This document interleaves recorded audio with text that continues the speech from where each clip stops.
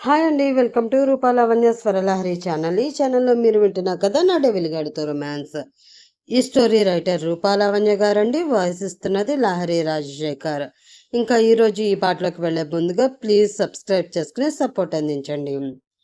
మాయాని అలా చూసి బాధతో ఫోన్ కట్ చేస్తాడు డెవిల్. ఉదయం నుంచి ఏమీ తినక కడుపులో ఆకలి వేస్తున్నా అదంతా అతని బాధ ముందు చిన్నదిగా అయిపోయి ఏమీ తినకుండానే లైట్ ఆఫ్ చేసి బెడ్ మీదకి చేరతాడు.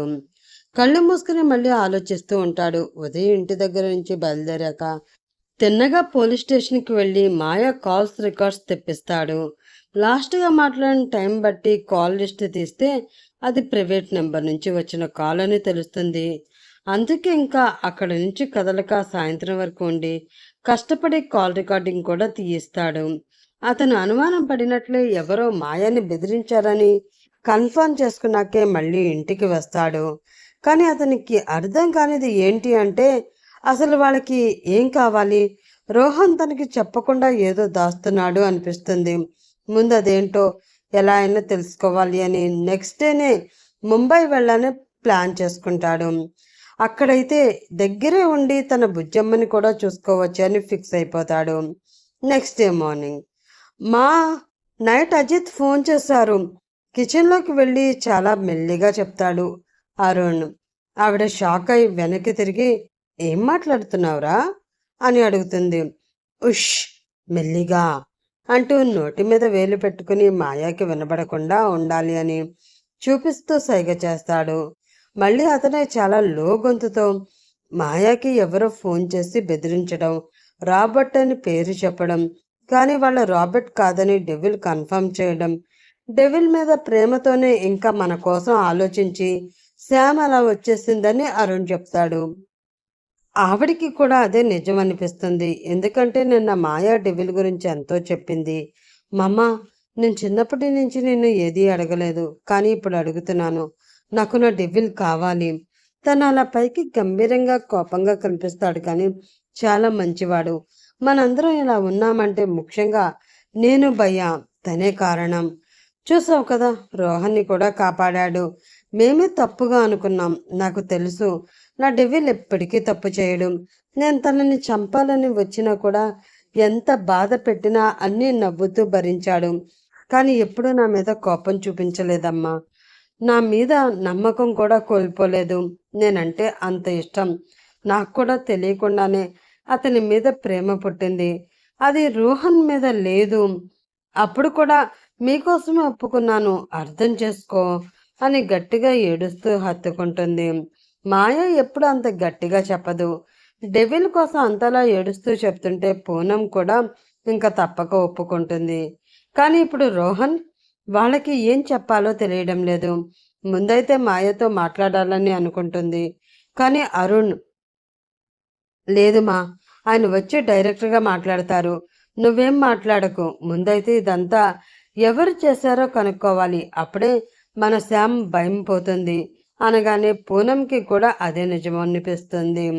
వీళ్ళు ఇలా మాట్లాడుకుంటూ ఉండగానే హాల్లోకి ముఖేష్, జాహ్నవి, రోహన్ వచ్చేస్తారు. అరుణ్ అని పిలుస్తాడు రోహన్. ఇద్దరు హాల్లోకి వెళ్ళేసరికి వారిద్దరిని చూసి చిన్నగా నవ్వుతారు. శ్యామ్ ఇప్పుడెలా ఉంది, బయటకు వచ్చిందా అని అడుగుతాడు రోహన్ ఆతృతగా. లేదు హనీ, ఇంకా శ్యామ్ నిద్ర లేవలేదు. నిన్నంతా ఏడుస్తూ ఉంది కదా, అందుకే మత్తుగా పడుకుంది. నేను వెళ్ళి మెల్లిగా లేపుతాను, మీరు కూర్చోండి అంటూ వాళ్ళందరికీ కాఫీలు ఇచ్చి మాయాని లేపడానికి వెళుతుంది పూనం. మెల్లిగా లేపి ఫ్రెష్ అయిన తర్వాత ఇద్దరు బయటికి వస్తారు. కళ్ళు బాగా ఉబ్బిపోయి ఎర్రగా అయ్యి ఉంటాయి. అది చూసి అందరికీ బాధగా అనిపిస్తుంది. ఇంకా రోహన్ లేట్ చేయకుండా, శ్యామ్ మాతో నిజం చెప్పు, నిన్ను ఆ అజిత్ హెరాస్ చేశాడా? అందుకే నిన్న అలా అన్నావా అని అడుగుతాడు. పాప మాయకి అర్థం కాక ఏమంటున్నావు అని, నాకేం అర్థం కాలేదు అంటుంది. వాడు నిన్ను ఫిజికల్గా ఏమైనా అంటూ ఆగిపోతాడు రోహన్. లేదు లేదు, అలా ఏం లేదు. నేను వేరేగా మామూలుగా ఏడిపించడం అలా అన్నానంతే. అతను చాలా మంచివాడు అంటుంది. కానీ ముందు రోజు మాయా మాటలకి ఇప్పుడు చెప్తున్న వాటికి పొంతన కుదరక ముఖేష్, జాహ్నవి మొహాలు చూసుకుంటే జాను, నేను నీతో కొంచెం మాట్లాడాలి అంటుంది పూనం. నాకు తెలుసు, అమ్మాయిని మా ఇంటికి తీసుకువెళ్ళాలనే కదా మేము కూడా అందుకే వచ్చాము. వీళ్ళకి పెళ్ళైపోయింది కదా, ఇంకా వీళ్ళిద్దరూ ఎందుకు దూరంగా ఉండడం? ఇప్పటికే వీళ్ళ మధ్య చాలా దూరం వచ్చింది. ఇక పైన అయినా పిల్లలు సంతోషంగా ఉండాలి కదా. జాహ్నవి అనగానే మాయకి మాటలు రావు. పూనం, అరుణ్ కూడా కంగారుగా మొహాలు చూసుకుంటారు. ఇంకెందుకు లేటు, నా పెళ్ళాన్ని మీ ఇంటి కొత్త కాపురానికి తీసుకువెళ్ళండి అన్న గొంతు బయట నుండి వినిపిస్తుంది గంభీరంగా. ఇంగ్లీష్లో మాట్లాడతారు పాపం. డెవిల్కి ఇంకా తెలుగు టు హిందీ బుక్ ఎవరు కొనవలేదనుకుంటా. రూపగారైనా ఇవ్వచ్చు కదా పాపం. ఉలిక్కిపడి మొత్తం అందరూ వెనక్కి చూస్తారు. అక్కడ గుమ్మానికి రెండు వైపులా రెండు చేతులు ఆనించి కోపంగా చూస్తూ కనిపిస్తాడు డెవిల్. అక్కడ డెవిల్ని చూసి అందరికంటే ఎక్కువ షాక్ అయింది మాత్రం మాయానే. అన్ని మాటలన్నా తర్వాత కూడా మళ్ళీ వస్తాడని అస్సలు ఊహించలేదు. తనకి కూడా తెలియకుండానే లేచి నిల్చుని పెద్ద కళ్ళు చేసుకుని షాక్ అవుతూ చూస్తుంది. మిగతా వాళ్ళు కూడా ఒక్కొక్కరుగా లేచి నిల్చుని చూస్తూ ఉంటారు. ముందుగా రోహన్నే తేరుకుని, అజిత్ గారు, ఇప్పుడు మీరేమన్నారు అని సీరియస్గా అడుగుతాడు. రోహన్ అలా అడగంగానే డెవిల్ చిన్నగా నవ్వుతూ లోపలికి వచ్చి సీరియస్గా రెండు చేతులు పాకెట్లో పెట్టుకుని మాయాన్ని చూస్తూ, నా పెళ్ళాన్ని మీ ఇంటికి కాపురానికి తీసుకువెళ్తాను అంటున్నారు కదా, తీసుకువెళ్ళండి అంటున్నాను అంటాడు కావాలని. మళ్ళీ ఒక్క క్షణం జాహ్నవి, ముఖేష్, రోహన్ విస్తుపోతారు. రోహన్కి అయితే నించున్న చోటే భూకంపం వచ్చినట్లు, కాళ్ళు కూరుకుపోతున్నట్లు అనిపిస్తుంది. శామ్, అతను ఏమంటున్నారు అని ఈసారి మాయానే చూస్తాడు రోహన్. మాయ మాత్రం రెండు చేతులు నలుపుకుంటూ కంగారుగా తలదించేసి ఏడుపు వస్తున్నా కష్టంగా ఆపుకుంటూ మనసులోనే డెవిల్ని తిట్టుకుంటూ ఉంటుంది. పూనం, ఏంటిది, అతను ఏమంటున్నాడు అని హిందీలో అడుగుతుంది జాహ్నవి పూనంని చూస్తూ. హలో మిసెస్ ఆంటీ గారు, ఏం మాట్లాడుకున్నా ఇంగ్లీష్లో మాట్లాడుకోండి. ఇక్కడ నేనొకడిని తెలుగువాడిని ఉన్నాను అని గుర్తుపెట్టుకోండి. ఇంగ్లీష్ అయితే అందరికీ కంఫర్ట్గా ఉంటుంది అని సీరియస్గా చెప్తాడు. అతని సీరియస్నెస్ పూనంకి తెలుస్తూ ఉంటే ఇంగ్లీష్లోనే మాట్లాడుతుంది. అతను చెప్పేది నిజమే జాహ్నవి. రోహన్ అలాగే మీరు మిస్ అయిన తర్వాత అరుణ్ చేసిన పిచ్చి పని వల్ల అంటూ ఏం జరిగిందో మొత్తం అంతా చెప్తుంది. నేనొక్కడినేనా, ఈ కోతి చేసింది మాత్రం చెప్పదు అని మాయాని కోపంగా చూస్తూ తిట్టుకుంటూ ఉంటాడు అరుణ్.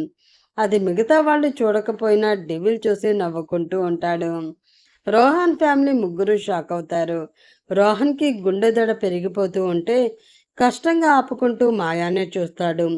అప్పుడు కూడా మాయ తల పైకి ఎత్తదు, అలాగే కిందకి దించి ఉంటుంది. కానీ కన్నీళ్లు మాత్రం ఆగవు. రోహన్ మళ్ళీ అపార్థం చేసుకుని, అయ్యిందేదో అయిపోయింది సార్, నేను కాదనను, కానీ నేను శామ్ ఒకరినొకరు ఇష్టపడే పెళ్లి చేసుకున్నాము. మీతో జరిగింది అసలు పెళ్ళే కాదు. అలా ఏదో అనుకోకుండా మీరు బలవంతంగా తాళి కట్టేస్తే తనకి వేరే ఆప్షన్ లేక ఇన్ని రోజులు మీ దగ్గర ఉంది. అసలు అందుకే అనుకుంటా నిన్న మీతో అలా మాట్లాడి వచ్చేసింది. ప్లీజ్ ఈ విషయాన్ని ఇక్కడితో వదిలేసేయండి అంటాడు. రోహన్కి ఆ టైంలో కోపం వస్తున్నా కూడా తన దగ్గర వేరే ఆప్షన్ లేదు. తను తెలుసు తనకి ఇంకా రాబర్ట్ నుండి డేంజర్ ఉందని. అందుకే ఎలా అయినా మెల్లిగా అంతా కామ్గా సెటిల్ చేసుకుని మాయాతో ఫారెన్ వెళ్ళిపోవాలని ప్లాన్ చేసుకుంటూ ఉంటాడు. అంత లేదు భయ్యా, మాయా లవ్ చేస్తుంది నిన్ను కాదు, నన్ను. నీకు ప్రూఫ్స్ కావాలి అంటే ఇప్పుడు కూడా తను ఏడుస్తుంది, కావాలంటే చూడు అంటాడు డెవిల్ నవ్వుతూ. మాయ చివాలన కోపంతో డెవిల్నే చూస్తుంది. మళ్ళీ అందరూ మాయా వైపు చూస్తారు. ఇంకా మాయ అక్కడ ఉండలేక రూమ్లోకి వెళ్ళి డోర్ క్లోజ్ చేసుకుంటుంది. అలా అయితే నిన్న మీతో శామ్ ఎందుకలా మాట్లాడింది అని పాయింట్ లేవదీస్తుంది జాహ్నవి. అదంతా చెప్తాను కానీ అంకుల్ గారు, ఏంటి సీరియల్లో సైడ్ యాక్టర్ లాగా పాపం ఎప్పుడు అలా కామ్గానే ఉంటారా అంటాడు ముఖేష్ గారిని చూస్తూ. పాపం అతనికి మొదటి నుంచి అక్కడ ఏం జరుగుతుందో అర్థం కాక నిజంగానే కామ్గా అలా చూస్తూ ఉంటారు. జాహ్నవి వెంటనే కోపంగా ముఖేష్ వైపు చూస్తే, నువ్వు నా మీద పడకు, అతనితో మాట్లాడు, నాకేం తెలీదు అంటూ పక్కకెళ్ళి సోఫాలో హాయిగా కూర్చుంటారు. డెవిల్ చూసి మళ్ళీ నవ్వుకుంటూ, చూడండి, మాయాకి నాకు ఉన్న రిలేషన్షిప్ ఎలాంటిదో మేము డిసైడ్ చేసుకుంటాం. దానికన్నా ముందు నేను ఇక్కడికి వచ్చిన పని వేరే ఉంది. అదేంటంటే అంటూ రోహన్నే చూసి, నేను నీతో మాట్లాడాలి. ఇప్పుడు నువ్వు నాతో వస్తున్నావు. అరుణ్, నువ్వు కూడా వస్తావా అని అడిగితే వస్తాను అన్నట్లు తల ఊపుతాడు అరుణ్. నెక్స్ట్ సెకండ్ అక్కడి నుంచి డెవిల్ బయటికి వెళ్ళిపోతే తాను దాచిన విషయం ఎక్కడ బయటపడిపోతుందో అని రోహన్ టెన్షన్గా అక్కడే నిల్చుంటాడు. హనీ, వెళ్దాంరా, టైం అవుతుంది అంటూ అరుణ్ కూడా నడుస్తాడు. ఇంకా రోహన్కి వేరే ఆప్షన్ లేక భయపడుతూనే తను కూడా వెళ్తాడు. హలో మేడం, ఎవరు మీరు? ఇక్కడికి ఎవరు రాకూడదు అంటూ గేట్ ఓపెన్ చేయడానికి సెక్యూరిటీ అడ్డుకుంటూ ఉంటాడు. వాళ్ళ మొబైల్స్ తీసి ఏదో చూపించగానే ఇద్దరికి సెల్యూట్ చేసి వాళ్ళని లోపలికి పంపిస్తాడు. సుమారు 50 ఏళ్ల ఉన్న ఒక ఆవిడ, 57 ఏళ్ళు వయసు ఉన్న ఒక ఇంకో వ్యక్తి, ఇద్దరు గబగబా లోపలికి వెళుతుంటారు. లోపలికి వెళ్ళేసరికి రూమ్లో డాక్టర్, నర్స్ ఇద్దరు ఉంటే బెడ్ మీద ఆక్సిజన్ మాస్క్తో రాబర్ట్ బోర్లో పడుకుని కనిపిస్తాడు. అంతే, ఆవిడ చాలా గట్టిగా ఏడుస్తూ రాబర్ట్ అని ముందుకు వెళ్ళి అతని చెయ్యి అందుకుని ఆమె కళ్ళ దగ్గర పెట్టుకుని ఏడుస్తూ ఉంటుంది. పక్కనున్న వ్యక్తి మాత్రం, లీజా, ఏడవకు, మన రాబర్ట్కి ఏమీ కాదు అంటూ పక్కకు వచ్చి భుజం మీద చెయ్యి వేసి ఆవిడని ఊరుకోబెడుతూ ఉంటాడు. మైకేల్, నా రాబర్ట్కి ఏమైంది? తనని ఎవరిలా చేశారు? మీరంతా ఏం చేస్తున్నారు అంటూ లేచి నిల్చుని ఆ వ్యక్తి కాలర్ పట్టుకుని గట్టిగా నిలదీస్తూ అడుగుతుంది. ఆ వ్యక్తి కూడా భయపడుతూ ఉంటాడు. కానీ లీజాకి తెలియాల్సిందే కాబట్టి రాబర్ట్కి ఏం కాలేదు, రేపటికల్లా లేస్తాడు. ఇంకా ఇలా చేసిందా అంటావా? అనుకోకుండా అజిత్నే మన రాబర్ట్ని షూట్ చేశాడు లీజా అంటాడు. అంతే, ఆ మాటకి ఆవిడ షాక్ అవుతూ అతని కాలర్ వదిలేసి ఇంకా ఎక్కువ ఏడుస్తూ రాబర్ట్ పక్కనే కూలబడిపోతుంది. అజిత్ కాబట్టి ఏమీ చేయలేక ఊరుకున్నారు. అదే అతని ప్లేస్లో వేరే ఎవరైనా కూడా ఈ పాటికి రాబర్ట్ పరిస్థితికి వాళ్ళని ఖచ్చితంగా మైకేల్ చంపేసేవాడని లీజాకి కూడా తెలుసు. కాబట్టి ఇంకేం అనకుండా ఆగిపోతుంది. డెవిల్ వెళ్ళి జీప్లో కూర్చుంటే వెనుకగా రోహన్, అరుణ్ ఇద్దరు వస్తారు. జీప్లో కూర్చోండి అన్నట్లు సైగ చేయగానే ఇద్దరు కూర్చుంటారు. సిటీలోనే ఒక నార్మల్ విల్లాకి తీసుకువెళ్తాడు డెవిల్. గేట్ దగ్గరికి రాగానే సెక్యూరిటీ డెవిల్ని చూసి సెల్యూట్ చేసి గేట్ ఓపెన్ చేస్తాడు. అది చూసి అరుణ్, రోహన్ ఇద్దరికీ అర్థమవుతుంది ఆ విల్లా డెవిల్దే అని. జీప్ లోపలికి వెళ్తుంటే చూస్తారు.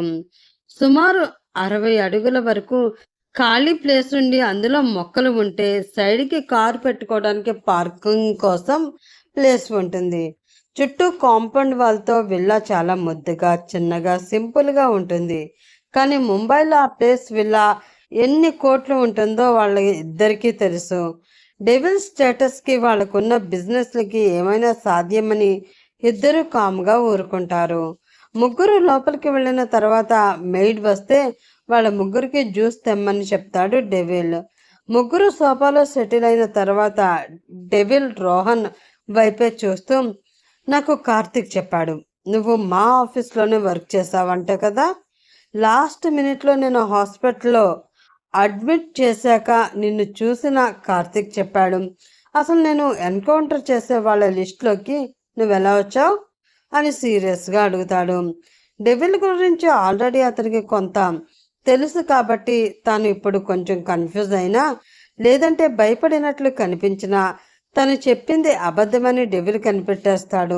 కాబట్టి చాలా కాన్ఫిడెంట్గా ముందు నుంచి రెడీ చేసుకున్న అబద్ధాన్ని చెప్తూ ఉంటాడు.